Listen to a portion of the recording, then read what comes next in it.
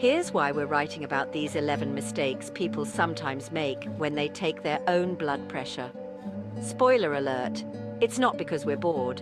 If you take your own BP at home or at your doctor's office, you're still human, and prone to lapses. Even superheroes have off days, and if your BP readings are made in the wrong way, the number might be too high or too low, like trying to guess your weight after Thanksgiving dinner. If artificially high, the false BP might lead to the futile treatment for pressure that measures in a normal range. Imagine taking medicine for a headache you don't have. If artificially low, you may be going undiagnosed and untreated for a genuine case of high blood pressure. Let's talk, because nobody wants to be the person who missed the memo. You don't let your arm rest for at least 5 minutes. Your arm needs a break too, you know. It's crucial to allow your arm to rest comfortably before taking a measurement. Think of it as your arm's mini vacation to ensure your reading is accurate and not influenced by recent activity. You don't tease out the effects of coffee, cigarettes, pills, exercise, and stress. It's like trying to measure your calmness in the middle of a rock concert. These stimulants can significantly affect your blood pressure readings, making them higher than they actually are. So maybe skip the triple espresso before your next checkup. You talk, eat, or smoke while taking your blood pressure medication. It's like trying to juggle while riding a unicycle.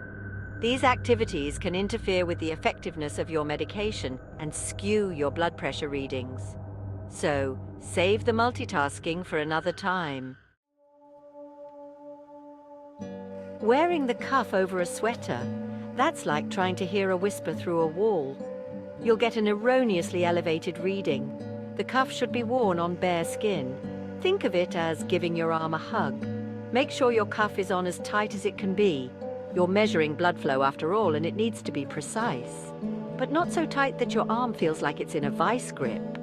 Second, you need to have your arm level with your heart in order to take your blood pressure. Imagine you're balancing a tray of drinks at a party. If your arm is below your heart or above your heart, your blood pressure is not actually level, and the reading could be off. It's like trying to measure a mountain from the valley. Support your arm so it's level with your heart. Pretend you're a statue holding an invisible tray. Fourth, another mistake is to put the blood pressure cuff too tightly. You don't want your arm to feel like it's in a wrestling match. The cuff has to feel tight, but not tight enough to leave a mark. No need for a fashion statement here. You should be able to squeeze 2 fingers under the cuff. If not, it's time to loosen up. Incorrectly too tightly, the cuff might result in a falsely high reading, and nobody wants a drama queen reading. So make sure your cuff is not too tight, just snug enough to do the job right. Second, you need to have your arm level with your heart in order to take your blood pressure. Think of it as your arm trying to give your heart a high five. If your arm is below your heart or above your heart, your blood pressure is not actually level, and the reading could be off. It's like trying to measure your height while standing on a trampoline. Support your arm so it's level with your heart. Pretend you're balancing a tray of your favorite snacks.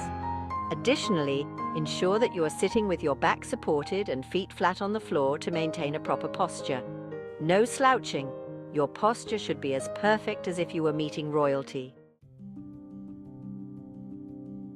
We must take your blood pressure when your body is at rest, not after activity or stress.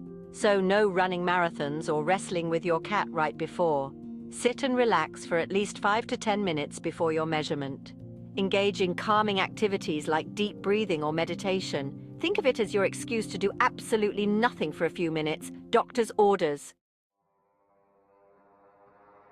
Fifth, you can spike your blood pressure by filling up your bladder.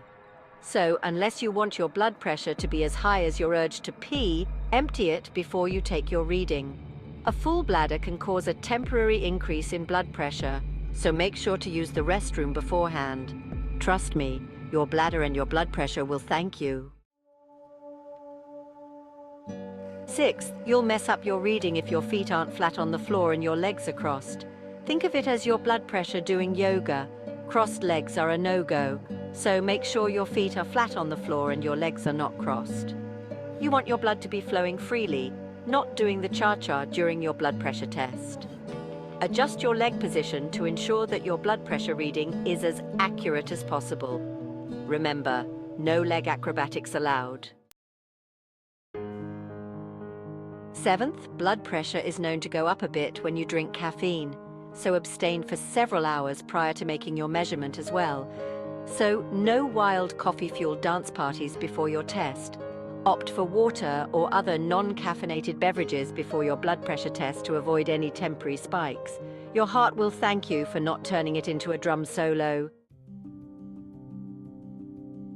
8th, using the wrong arm can be like trying to eat soup with a fork, messy and inaccurate. Generally, blood pressure is measured on the left arm unless there are medical reasons to take the reading on the right arm. Always consult with your healthcare provider to determine the best arm for your blood pressure measurements. Don't just guess. This isn't a game of pin the tail on the donkey. 9th, using a wrist monitor as opposed, unfortunately, to an arm cuff typically means less accurate readings. It's like trying to measure a marathon with a ruler. At the hospital, arm cuffs aren't used for no reason. They're not just a fashion statement. And while wrist monitors can be great in a pinch, like when you can't find your arm cuff because it's hiding in the laundry, they're often less accurate in practice. Think of them as the backup dancers of blood pressure monitoring. For the most reliable readings, stick with an arm cuff monitor whenever possible. Your heart will thank you. 10th, talking during measurement may also skew the result, so zip it. Your blood pressure will be taken in silence. You should keep out of noise and relax at this moment. Think of it as a mini meditation session. Ensure a quiet environment and avoid any conversation during the measurement to get an accurate reading. Remember, your blood pressure monitor isn't interested in your latest gossip. 11th, taking one reading and calling someone hypertensive because it's high is like judging a book by its cover. Bad medicine. Blood pressure is a dynamic process that isn't the same from second to second or day to day. It's like trying to predict the weather in a tropical rainforest. If you take only one reading and conclude that someone has elevated blood pressure, then you might be making a diagnosis that doesn't apply. It's like saying someone is a bad cook after tasting just one dish. You should take several readings over several days before reaching such a conclusion. Think of it as getting to know someone before deciding if they're your new best friend. Keeping a log of your blood pressure readings can help provide a more accurate picture of your health. It's like keeping a diary, but with less drama and more data. Give this video a thumbs up, or your blood pressure monitor might get jealous. And hit the subscribe button if you found this video helpful. Your future self will thank you.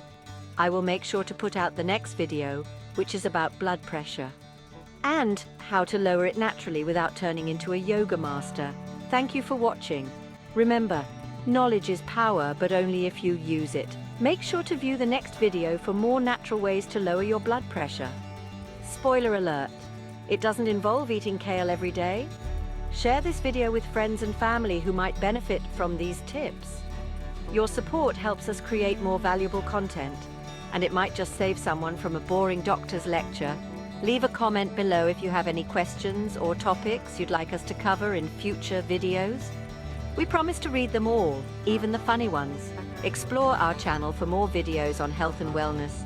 Stay informed, stay healthy, and remember, laughter is the best medicine.